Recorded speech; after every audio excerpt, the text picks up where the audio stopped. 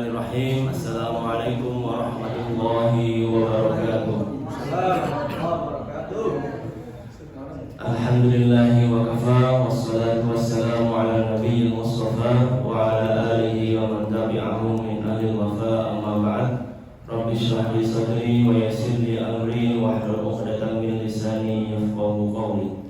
Allahumma anfa'na bima 'allamtana wa 'allimna 'uluman tanfa'una fid dini wad dunya wal akhirah.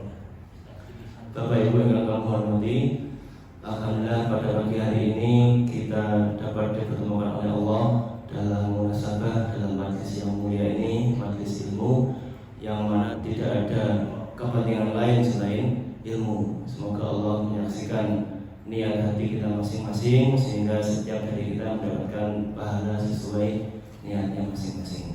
Amin ya rabbal alamin. Langsung saja, biar tidak menambah waktu ini sampai jam berapa maksimal? Masih siap, nanti biasanya yang ingin dipasti kira-kira tidak cukup selesai ya setengah dari materi hari ini. Bapak Ibu sekalian, sebagaimana tadi disampaikan oleh Pak Dirut pengantar, maka bismillah kita mulai kajian tafsir sementara pekanan. Nanti ke depan kalau saya tidak kuat seminggu sekali atau 2 minggu sekali, dan juga mungkin ada efektivitas misalnya, tapi nanti dikasih kon bismillah kuat ya bismillah. Tapi alhamdulillah, soalnya sudah banyak yang kewajiban kajian Pak. Tafsir itu minimal saya baca 4 atau 5 buku Pak. Jadi kalau sedikit curhat ya. Sebenarnya kalau kajian tafsir untuk awal itu masih ada materinya, tinggal saya tambah sedikit. Karena dulu pas kita kajian di mana?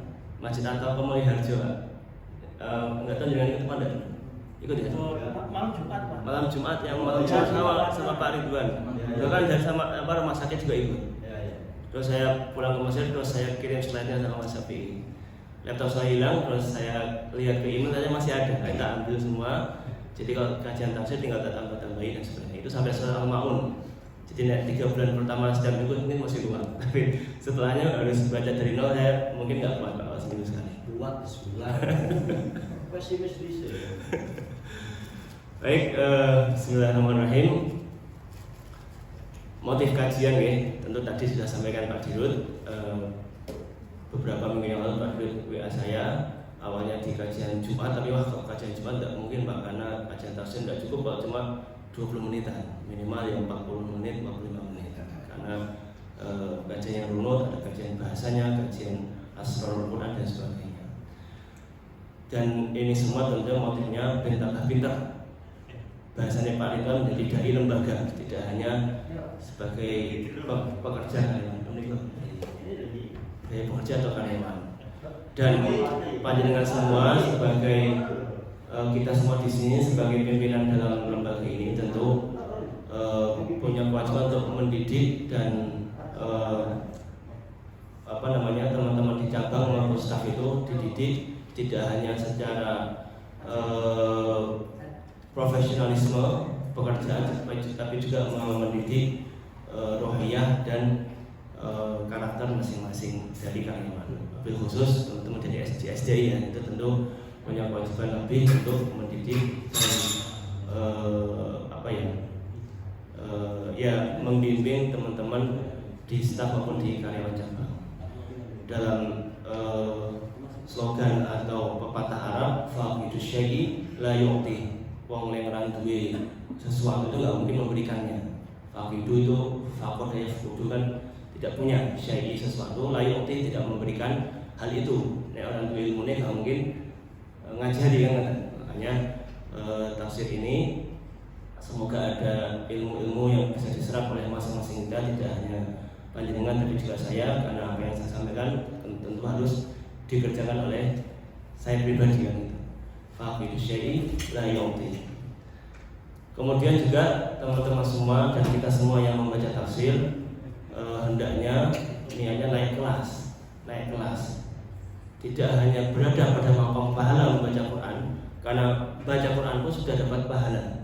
Dalam hadis banyak dikatakan, banyak disampaikan oleh banyak dai, membaca Quran itu 1 huruf pun dapat 1 pahala. Alif lam mim bukan satu pahala tapi 3 pahala. Alif dapat pahala, lam dapat pahala, mim dapat pahala. Maka kalau dihitung-hitung mungkin Al-Fatihah itu bisa jadi berapa ratus kata ya, berapa ratus huruf ya. Al-Fatihah saja itu kita baca setiap hari. Maka nanti kalau ke ta'rif Al-Quran, definisi Al-Quran, kalamullah, nanti ada al-muta'abbad bitilawati. Al-Quran itu adalah kalam Allah yang nanti salah satu sifatnya adalah yang diibadahi dengan membacanya. Itu salah satu berbeda dengan hadis. Kalau hadis itu memang dapat pahala untuk mempelajarinya, tapi membacanya setiap kata itu atau setiap huruf tidak dapat pahala, tapi pahala dari mempelajarinya. Makanya maca Quran terus dipelajari maknanya, tahsin Quran itu pahalanya berlipat-lipat. Macane per huruf dapat pahala, sinau tahsin dapat pahala, apalagi begini tafsir ingin memahami dapat pahala lagi, double, triple dan sebagainya. Iku nek butuh karo ganjaran. Tapi juga memahami, merenungi dan mengamalkan, khususnya dalam sholat, karena salah satu langkah untuk menggapai kekhusyuan dalam sholat adalah memahami setiap redaksi dalam sholat kita. Kalau ada doa-doa, zikir-zikir, kita pahami maknanya, kita dalami pemahaman terhadap maknanya. Nanti di sisi Al-Fatihah dan surat yang dibaca juga kita pahami maknanya, tambah khusyuknya kita dapat. Beberapa orang biasanya pas lagi dizolimi baca surat juz amma yang sebelah mana, jadi ada aura-aura seperti itu. Pas lagi butuh pertolongan baca Al-Insyirah misalnya, Al-Nasr al-Sadr, sampai bisa gampangin saat seperti apa baca surat apa, kan tadi karena maknanya sudah dapat dipahami sehingga pas membacanya lebih khusyuk lagi. Saya butuh seperti ini ya Allah, bacanya seperti ini. Itu beberapa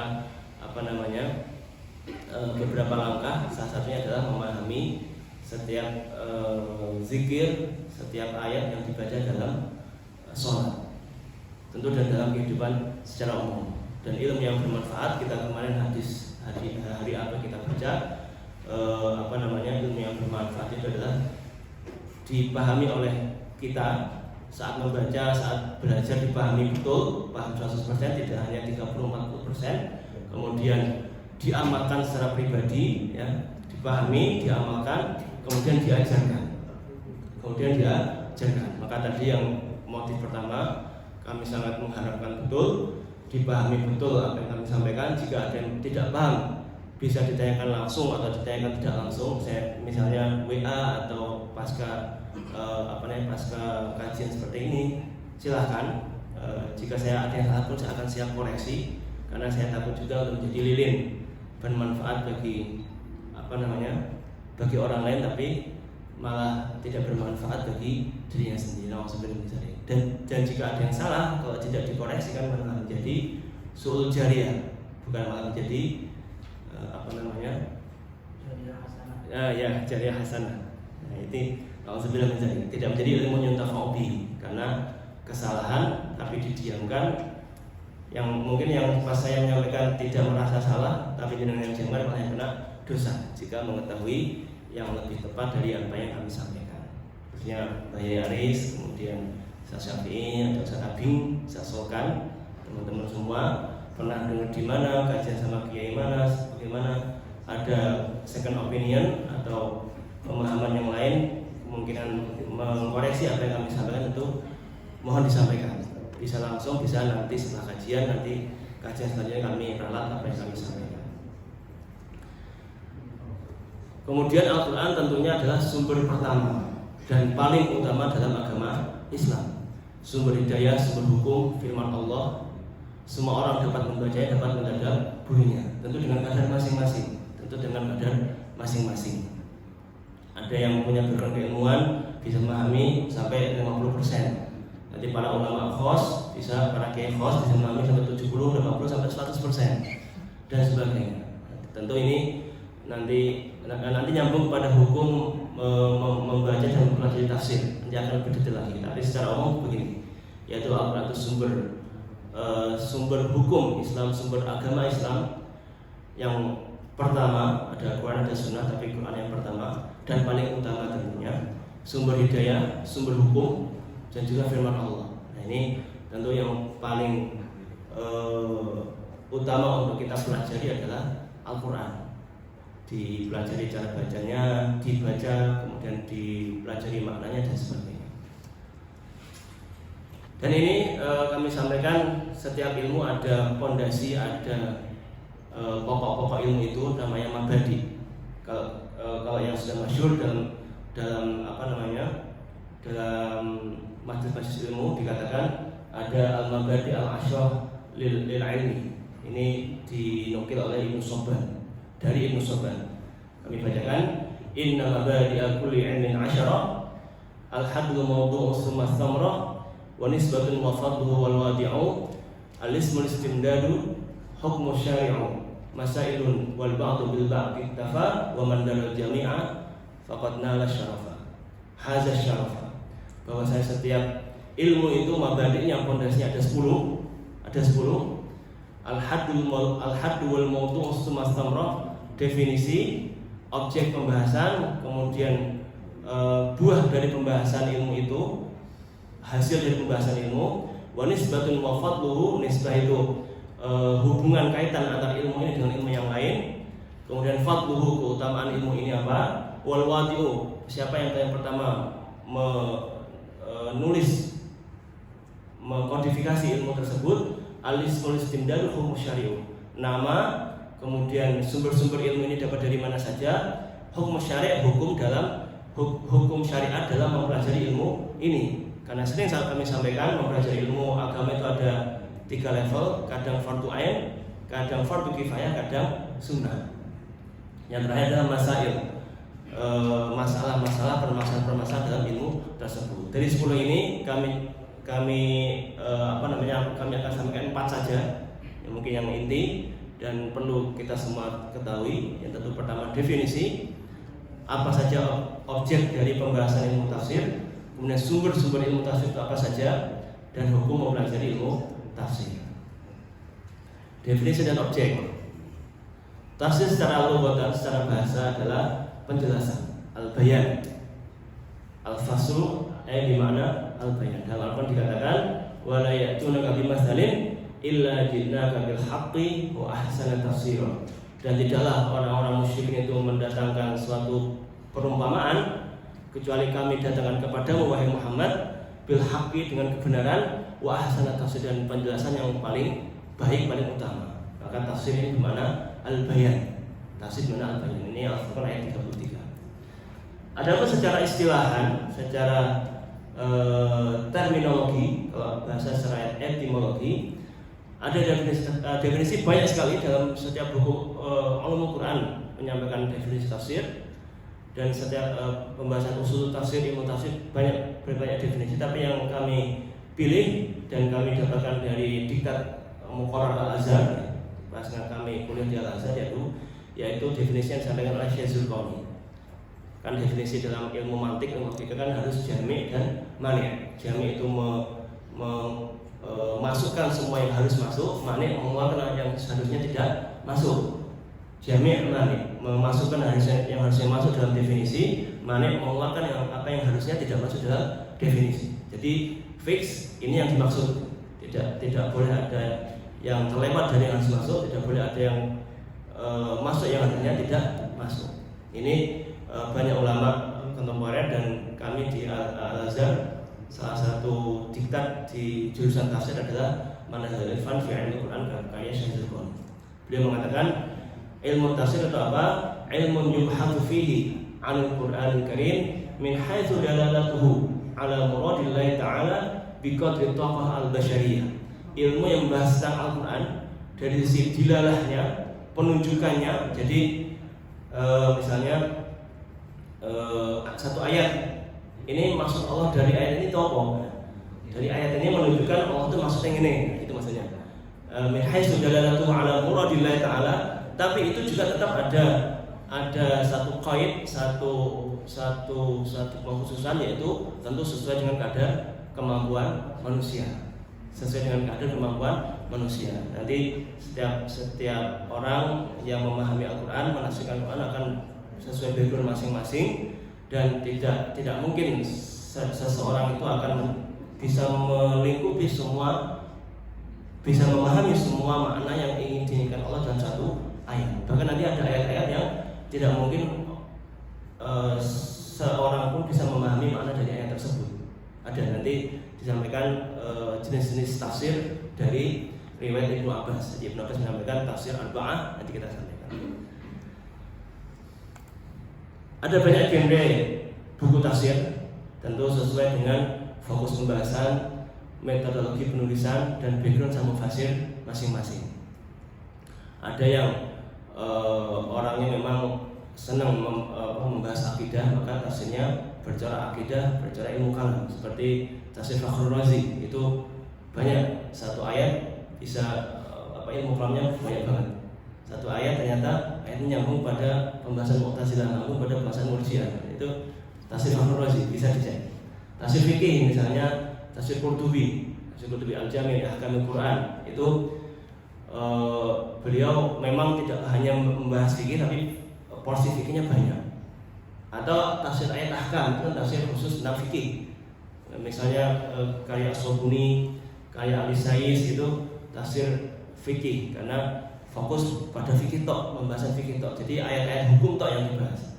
Walaupun ayat hukum juga khilafiyah antar ulama, ada yang mengatakan 550, ada yang mengatakan berapa ratus, ada yang mengatakan sedikit. Itu khilafiyah. Alhamdulillah ada tafsir yang coraknya seperti itu. Ada tafsir sosial.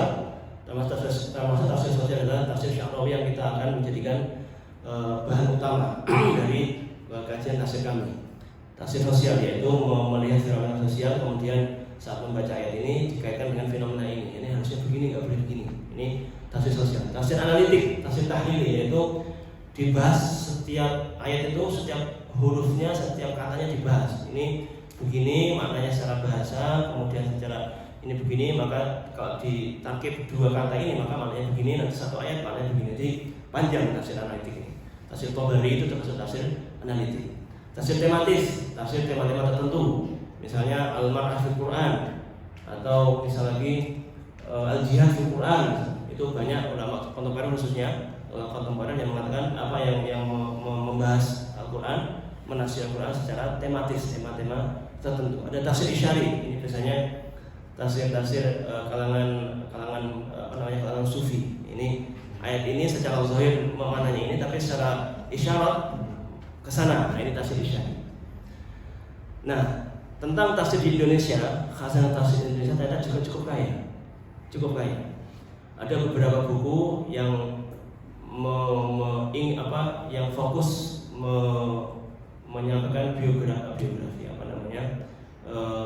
menyampaikan pengantar atau menjelaskan apa saja tafsir ulama Indonesia dari sejak misalnya Syekh Nawawi Al-Bandani punya Marah Labid, kemudian siapa punya tafsir apa, sampai yang kontemporer ada Quraisy Shihab punya tafsir Al-Misbah, dan yang lain punya tafsir yang lain. Banyak sekali tafsir di Indonesia ternyata. Bihamkanya tafsir Azhar itu ternyata ada tafsir Indonesia. Ulama Indonesia menafsirkan bahkan dengan bahasa Indonesia, atau ada dengan bahasa Arab yang tadi Marah Labid itu dengan bahasa Arab, bahkan jadi bahan disertasi, bahan tesis di banyak universitas di Timur Tengah. Marah Labid kayak Nawawi Al-Bandani, Syekh Muhammad Nawawi Al-Bandani, orang Banten yang tinggal di Mekah dan ngajar di sana sampai meninggal, dan dikuburkan di sana, Syekh Nawawi Al-Bandani. Sumber dan hukum tadi sudah kita bahas definisi. Tentu objek penafsiran ya Al-Quran ya. Al-Quran ada objek penafsiran. Sekarang sumber dan hukum mempelajari tafsir. Sumber tadi di bahasa Mabadi Asyaril ini ada namanya al-istimdad, yaitu nasir Al-Quran ini nganggo ilmu apa wae. Nah, ini sumber. Ilmu tafsir termasuk ilmu maqasid, ada ilmu maqasid, ada ilmu alat. Ilmu maqasid, ada ilmu alat. Ilmu maqasid itu yang ilmu alat ini dipakai untuk memahami ilmu yang sedang akan dibahas, seperti ilmu tafsir, kemudian syarah hadis, itu maqasid. Karena hadis dan Quran ini pengen dipahami makna dan pesan-pesannya, maka pakai ilmu alat ini. Nah, tapi ilmu tentang hadis ini, memahami hadis ini adalah ilmu maqasid. Maka semua ilmu alat, khususnya ilmu bahasa dan juga ilmu keislaman lain, ada ilmu usul fiqh dan sebagainya, itu semuanya menjadi pelayan khidmah atau digunakan untuk mengkhidmah Al-Quran dan tentu tambah as-sunnah. Maka kalau orang masuk fakultas bahasa, khususnya bahasa Arab, niatnya harus itu. Kalau niatnya cuma pengen beniso nanti Timur Tengah, ben kerja nang Qatar, yo mek entuk dunya to. Sebenarnya mempelajari ilmu itu ya niatnya adalah bisa memahami Al-Quran dan memahami As-Sunnah. Atau masuk fakultas syariah, nanti S2-nya usul fiqh. Ya niatnya kudu harus untuk dapat memahami Al-Quran dan Sunnah. Untuk dapat memahami Al-Quran dan Sunnah. Maka dari itu syarat seorang mufassir hampir mencakup hampir keseluruhan ilmu keislaman. As-Suyuti dalam Itqan mengatakan 15 yang nahwu, shoroh, yang balaghah tiga-tiganya, bayan ma'ani badi, nanti usul fiqh apa sebagainya, 15 bisa dicek. 15 ilmu wajib bagi seorang yang ingin menafsirkan Al-Quran. Dari sumber ini terlihatlah genre tafsirnya. Orang pakai ilmu usulnya saja maka jadi tafsir Al-Quran, memahami Al-Quran dari sisi usulnya. Walaupun belum banyak. Ada di Mesir, Syekh Ali-Juma punya An-Nibros fi apa gitu, itu tafsir Quran dengan usul fiqh. Belum banyak. Nanti pakai ilmu fikihnya saja jadi tafsir fikih. Pakai ilmu kalam, ilmu akidahnya pakai jadi tafsir akidah. Sesuai background mufassirnya. Nah, sekarang hukum syar'i, hukum mengetahui dan hukum belajar tafsir Quran, hukum mengetahui makna Al-Quran dan hukum belajar tafsir Quran. Hal ini hemat kami berkaitan langsung dengan penjelasan Ibnu Abbas tentang 4 jenis atau 4 macam tafsir. Yang pertama adalah ta'riful Arab min kalamihim, yang orang Arab biasa itu langsung ngerti maknanya. Orang Arab biasa langsung ngerti makna. Jadi orang Arab yang awam langsung ngerti maknanya. Hal-hal yang biasa, hal yang ayat-ayat yang tidak jelimet-jelimet, itu misalnya tentang kisah Al-Quran, kisah Nabi terdahulu, itu kan hal yang cuma kabar, cuma kisah dan cerita. Jadi tidak perlu punya ilmu dan sebagainya. Itu orang Arab langsung bisa paham. Ada ayat-ayat yang setiap orang, yaitu setiap muslim itu tidak ada uzur untuk tidak tahu. Ma la ya'udzu bijahli. Setiap orang, ini kalau bahasa fikihnya ma'lum minatin bidururah. Setiap orang pasti dan harus tahu, tidak ada uzur untuk tidak tahu. Ma la ya'udzu bijahli. Saya hukum khamar, hukum makan daging babi, tentang tauhid Allah, itu ma'lum minatin bidururah.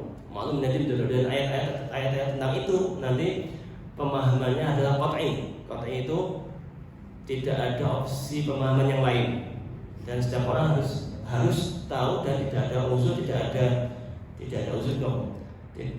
Tidak boleh tidak tahu gitu ya. Tidak boleh tidak tahu. Malah yu'dzaru bijahli. Ada ayat-ayat yang hanya ulama saja yang tahu. Ada ayat-ayat yang secara usul itu mungkin dipahami A, ternyata ulama memahaminya ini maknanya bisa A, B, C, D, banyak. Nah, ini hanya ulama saja yang tahu. Misalnya tentang hal haram yang butuh ijtihad yang dalam level tertentu, ayat-ayat tasyabihat, itu hanya ulama saja yang tahu. Maka mohon maaf, jargon-jargon kembali kepada Quran dan Sunnah. Kalau ketemu ayat-ayat seperti ini, ya tidak bisa setiap orang untuk masuk ke ranah itu, harus tahu diri. Orang awam, orang biasa, bahkan para tolib, para pelajar yang syariah yang masih baru-baru, belum banyak tahu ilmu alat, ya belum ranahnya masuk ke ayat-ayat yang ketiga ini. Harus tahu diri. Ini ada ayat-ayat yang hanya ulama saja yang tahu. Yang terakhir hanya Allah saja yang tahu, seperti mana huruf al-muqatta'ah. Ayat alif lam mim artinya apa? Mungkin ada pendapat alif lam mim artinya Allahu a'lam. Alif ya Allah, alif lam ya Allah, dan mimnya a'lam, mimnya terakhir kayak solutif kan? Ikhlas. Ada solutif. Ikhlas. Solutif tengahnya, tidak harus depannya. Itu ada yang kayak itu, ada yang Pak Sapi yang tahu. dulu pas di Semarang. Nah itu ada beberapa ulama yang memahami seperti itu, tapi itu tentu tidak kuat argumentasinya. Yang ditarjih huruf muqatta'ah ayat-ayat pertama dari beberapa surat Hamim atau alif lam ra, alif lam mim shad, ini enggak ada yang tahu kecuali Allah maknanya. Maknanya iki apa? Setiap huruf artinya apa? Ada yang memahami dengan apa jenenge? Ismul huruf, bukan ismul. Yang itu. Jadi di ilmu Arab itu ada namanya huruf itu mewakili angka tertentu. Apa ini? Jadi misalnya alif itu 1, abjadiyah atau apa gitu. Alif 1, ba itu angka berapa? Itu ada. Saya lupa. Itu ada yang memahami seperti itu. Alif lam mim shad artinya ini adalah 23, ini yang kemana, itu ada. Tapi tentu itu tidak kuat. Tidak ada argumentasi yang menguatkan hal itu hanya cocok logi atau apa bahasanya. Itu jadi tidak kuat, tetap tidak kuat. Kalau secara isyarat sebagainya ya monggo, tapi tidak bisa mengilzam untuk orang lain. Nah, ini ada empat macam apa? Ada 4 macam tafsir, yaitu 4 ranah ayat yang setiap ranah ada orang-orang yang bisa masuk ke sana. Kalau yang 1 dan 2 mungkin bisa semua orang. Yang 1 mungkin orang Arab saja ya. Yang 1, yang 2 setiap muslim harus tahu kalau ma'lumin ad-din bidururah, hal yang sangat mendasar dalam agama dan ada ayat-ayatnya. Tapi yang ketiga hanya Allah saja yang tahu, yang tentang ayat-ayat ahkam misalnya, ayat-ayat tentang wudu itu nanti khilafnya bagaimana, ilmu alatnya bagaimana, hanya ulama yang tahu. Yang terakhir hanya Allah saja yang tahu, huruf al-muqatta'ah. Berikut adalah hierarki tafsir Al-Quran. Jadi tafsir Al-Quran ada prosedurnya. Ini prosedurnya. Jadi sumber ini dulu, nggak ada baru ini, nggak ada baru ini, baru ini. Yang pertama tentu tafsir Quran bil-Quran. Ternyata ada beberapa ayat yang dijelaskan oleh ayat liane. Misalnya tentang taubatnya Nabi Adam, fatalaqqa Adamu min rabbih kalimatin fataba alaihi. Di ayat yang lain yang Rabbana ighfir lana wa Rabbana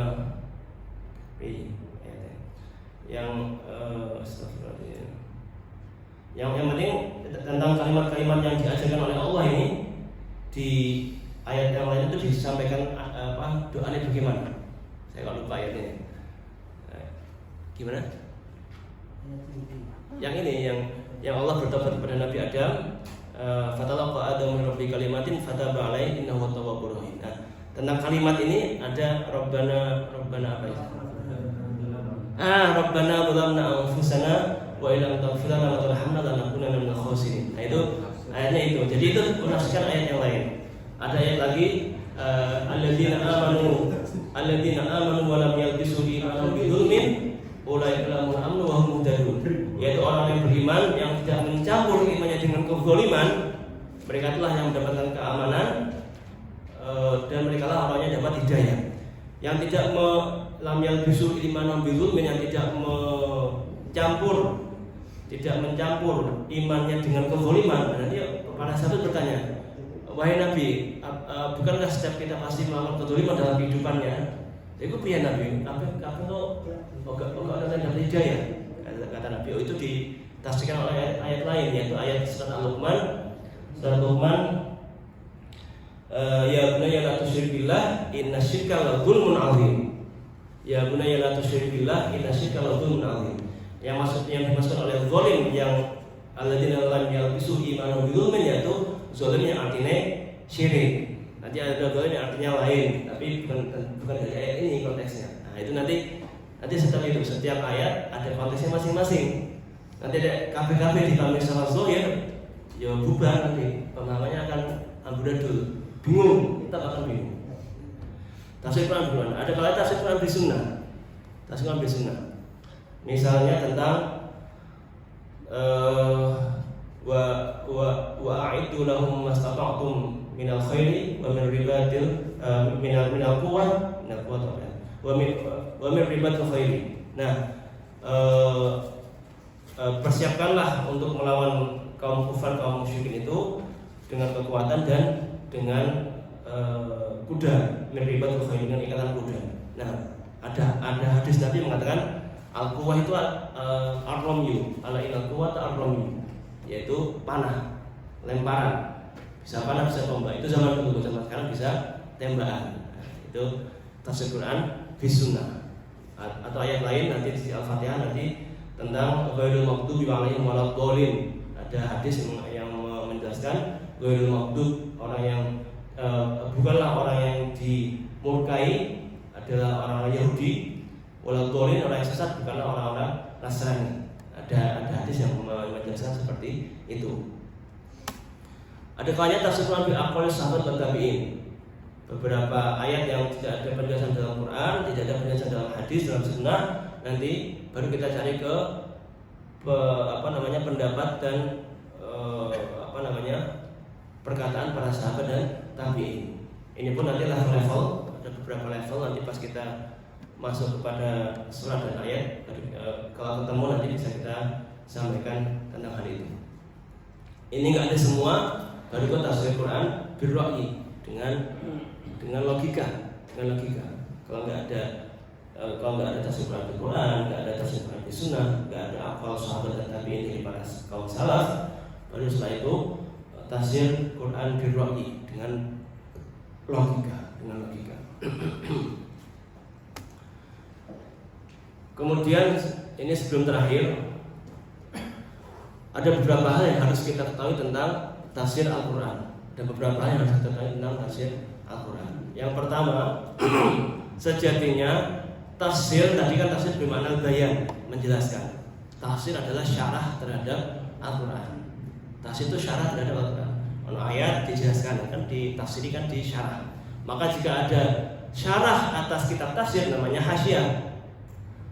Harusnya kan dalam dalam ilmu-ilmu yang lain, nanti kan ada matan, ada syarah atas matan, baru hasyiah. Kalau kitab tafsir itu sudah syarah, maka saat ada penjelasan dari kitab tafsir maka namanya hasyiah. Misalnya tafsir Jalalain. Tafsir Jalalain itu karya Jalaluddin Al-Mahalli sama Jalaluddin As-Suyuti yang banyak ada majelisnya di banyak pondok di Pati itu di mana ini? Tafsir Jalalain yang di mana? Bukan yang itu. Apa jenenge? Seleko Semampir. Ya, jadi ada tafsir Jalalain. Nah itu tafsir Jalalain ini disyarah oleh namanya Imam As-Sawi, seorang ulama bermadzhab Maliki. Itu beliau mensyarah tafsir Jalalain menjadi hasyiah As-Sawi ala tafsir Jalalain. Tafsir Jalalain dipandang ini ringkas banget, beberapa hal bisa disampaikan lebih mendalam, jadilah hasyiah. Nah, ini maka tafsir adalah syarah atas Al-Quran, maka jika ada syarah atas tafsir dinamakan hasyiah. Kemudian yang juga penting, terjemah Al-Quran itu bukan Al-Quran itu sendiri. Kadang kita kan misalnya bagi orang-orang yang suka novel Harry Potter misalnya, kan Harry Potter aslinya bahasa Inggris, tapi kita mencukupi diri dengan Harry Potter yang terjemahannya. Nah itu cukup lah. Nah kalau Al-Quran nggak bisa begitu. Misalnya terjemah Kemenak, apa yang disampaikan terjemah Kemenak itu bukan satu-satunya makna yang terkandung dari setiap ayat Al-Quran yang disampaikan, dari setiap ayat Al-Quran. Karena saya ulangi, terjemah Al-Quran bukanlah tafsir itu sendiri. Sejatinya terjemah Al-Quran adalah terjemah atas tafsir Al-Quran. Maka nanti jika pembahasan dalam kitab ulumul Quran bisa antum cek juga. Pembahasan terjemah nanti ada terjemah itu ada dua. Ada terjemah harfiah, ada terjemah tafsiriyah.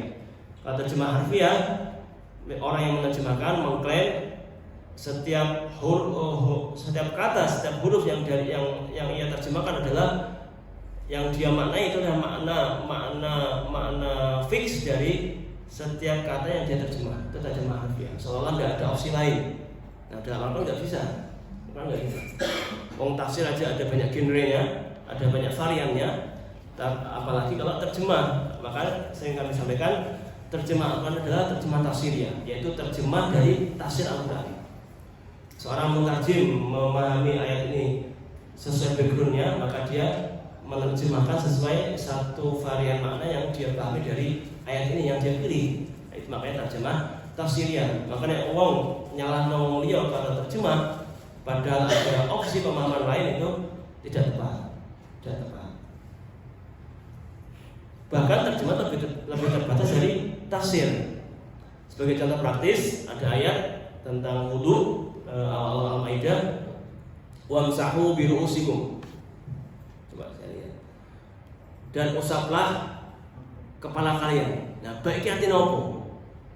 Yang mau menerjemahkan dan usaplah dengan kan artinya dengan kepala kalian. Ini apa maksudnya dengan kepala kalian? Nah, ini mungkin masuk ayat yang hanya ulama saja yang boleh untuk masuk ke sana tadi. Kan 4 jenis tafsir tadi ya. Ini pun kalau terjemah nggak bisa, kita nggak bisa mencukupi dengan terjemah. Nggak bisa mencukupi dengan terjemah. Maka kalau terjemah mau ideal ya satu terjemah kemudian ada footnote-nya panjang, ini penjelasan secara runut, tapi tentu akan besar nanti terjemahnya. Ya, itu nanti akan subjektif sesuai mutarjimnya masing-masing. Maka nanti beberapa lembaga keislaman seperti Al-Azhar itu merekomendasikan beberapa terjemah dari fulan, yang terjemah Perancis dari si fulan, terjemah Inggris bagusnya ke sini. Nanti kan banyak, bisa cek misalnya terjemah Al-Quran yang bahasa Inggris, ada Muhammad siapa, ada siapa, banyak variannya. Yang Perancis juga begitu. Indonesia pun Lajnah Tasihih Quran pasti ada seleksi untuk terjemah itu. Jika ada mushaf terjemah yang diterbitkan kok belum izin dengan Lajnah Tasihih Quran oleh Kemenak, LPMQ atau apa namanya itu, nanti kena semprit. Kemarin itu ada viral, ada yang salah tulis ya, ada yang salah tulis apa gitu, harusnya apa, hurufnya salah jadi merubah makna secara keseluruhan. Ini contoh bagaimana terjemah tidak memadai, tidak mencukupi untuk memahami. Tapi sebagai stimulan boleh. Dan di ranah-ranah yang tadi ada 4 kan ada 4 tadi ranah tafsir ya. Yang 2 bisa cukup sebagai stimulan. Dan 2 ranah yang pertama ma tafhamul arab min kalamihim, kemudian ma la ya'udhurul insan bijahli, itu bisa pakai terjemah Al-Quran. Dan ini sebagai stimulus. Hal lain, tafsir juga bukan cocok logi. Misalnya kalau mau pemilu dapat nomor 8 dicari-cari surat mana yang ayat ke-8-nya api. Atau nomor 8 surat ke-8 dari Al-Quran ini apa? Wah, ini pasti kita jos ya. Padahal kalau dicocok lagi dengan gaya yang lain, dengan metode yang lain, kedapatan ayat yang jelek misalnya. Atau ketiga nomor 3 surat Al-Maidah tentang amanah, wah jos ini. Padahal nomor 3 surat Al-Baqarah nanti apa? Atau nomor 3 surat Al-Qalam nanti ketemunya ayat yang jelek misalnya. Itu kan cocok lagi. Itu kurang ajar dengan Al-Quran. Itu sangat mungkin berpotensi masuk pada la tashtaru bi ayatillahi samanan qalila. Janganlah engkau membeli itu menjual, membeli ayat-ayat Allah dengan harga yang murah. Ingin la tashtaru bi ayatillah wa la tabi baru menjual. Membeli ayat Allah dengan harga yang murah. Membeli ayat dengan harga yang murah karena ingin dapat banyak konstituen, banyak pemilih di pemilu, di pilkades atau legislatif. Partainya diketutukan dengan ayat seperti itu. Nanti ada lagi Golkar beringin, kasajaran thayyibatin anbatat apa itu kan ada ayat bagus itu. Nanti ada Ka'bah, wah ini Ka'bahnya umat Islam. Nah itu cocok lagi Ka'bah. Itu kurang ajar dengan Al-Quran. Kemudian tafsir juga tidak sama dengan hermeneutika. Hermeneutika secara ringkas itu kami sampaikan bahwa teks telah tercerabut, teks telah dipisahkan dari penulisnya. Pokoknya teks ini, misalnya teks puisi, teks sejarah, Kalau Bible, teks Bible, iki mbuh terserah maksud penulisnya piye, maksud pengucapnya piye. Yang penting aku yang memahami, aku memahami ini. Itu namanya jenenge hermeneutika. Jadi mencerabut, memisahkan teks dari penulisnya. Semua mana terserah kepada pembaca saat membaca teks. Dalam konteks Al-Quran tidak bisa seperti itu. Konteks Al-Quran ada banyak ulama yang menjaga pemahaman Al-Quran dengan tepat. Nanti banyak contoh tentang ayat-ayat yang dalamnya didolimi. Ya kayak cocok lagi termasuk ayat yang didolimi ya. Kemudian ayat-ayat yang ditafsiri beberapa kelompok, misalnya Latat Baqarah diartikan sebagai Aisyah, itu orang Syiah, atau Marajal Bahrain Yaltaqiyan, Bahrain diartikan Sayyidina Ali dan Sayyidina Fatimah, itu orang-orang Syiah juga. Itu kan juga beberapa ayat yang dalam bentuk dizolimi. Nah, hermeneutika ini seperti itu, tidak ada hak dari penulis untuk menentukan maksud dari apa yang ditulis. Maka dari awal definisi al-tafsir adalah ilmu yubathu fi al-Qur'an Karim min haitsu dalalatuhu ala muradillah ta'ala. Ilmu yang membahas tentang Quran Karim dari sisi dilalahnya penunjukannya dari ayat ini kepada maksud Allah. Yang dimaksud Allah ini loh. Nah, itu tentu dengan alat-alat tadi, ilmu alat, dan ada koinnya bikabri tokoh al-basyariyah sesuai kemampuan manusia. Al-Quran juga bukan kitab sains. Al-Quran juga bukan kitab sains. Ini cocok dengan apa? Karena sains itu bisa berubah-ubah. Saat ini mungkin penemuannya begini, bisa jadi ke depan penemuannya begini. Belum selalu ada celah untuk kemajuan teknologi dan penemuan baru. Kalau dikatakan Al-Quran adalah sains, akan terikat dengan hal itu. Nah, saya cocok dengan ini, nanti ke depan malah nggak cocok, ini ayatnya salah dong. Nah, itu nggak bisa begitu. Sebenarnya Al-Quran adalah berisi hukum Islam dan panduan umat Islam untuk kehidupannya. Terakhir, konsep kajian kita ini tentu sesuai subjektivitas dan background kami. Pertama-tama saya merangkum dan mengambil intisari dari pembacaan atas tafsir Sya'rawi dan juga dikuatkan oleh tafsir-tafsir yang lain. Ada tafsir Razi, ada tafsir Wahid bin Ashur, orang Jazair, ada tafsir Al-Zuhaili, tafsir Ibnu Katsir, kadang saya tafsir Qurtubi dan sebagainya. Banyak. Biasanya kalau sempat ya baca 4, 5 tafsir, 6 tafsir kan sempat. Mungkin tadi jika beberapa bulan ke depan nggak kuat ya dulu sekali. Kemudian kita awali tadi tekadnya bagus sekali, kita apresiasi, semoga sesuai dengan niat kita sampai khatam Al-Quran dari amin ya rabbal alamin. Nggak tahu umur sampai atau enggak, yang penting ada niat dulu. Dari Al-Fatihah sampai An-Nas, tapi sesuai pendapat hemat kami, kita mulai dari Fatihah dan Juz Amma dulu. Ben pas moco ayat-ayat surah-surah Juz Amma dalam sholat, kita bisa teringat dengan apa yang kita bahas dalam kajian ini.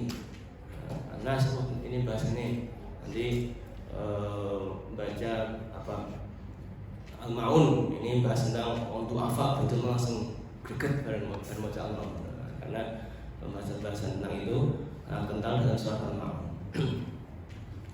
Cakupan bahasannya nanti kita mulai dengan mukadimah, pengantar tentang surat itu, kemudian fadilah surat, rangkuman tafsir dari Syekh Sya'rawi dan tafsir-tafsir yang lain tentunya, kemudian ditutup dengan ibrah pelajaran dari surat atau beberapa ayat sedang dibahas. Demikian dari kami, semoga kita semua tergolong dalam hadis Nabi khairukum man ta'allama al-Qur'ana wa 'allama. Dipahami betul, dilakoni, dipakai dalam kehidupan masing-masing kita sehari-hari. Jika ada momentum, ada orang yang membutuhkan, ada kondisi tertentu, kita ajarkan kepada orang-orang terdekat. Demikian dari kami. Wallahu a'lam bishawab. Assalamualaikum warahmatullahi wabarakatuh.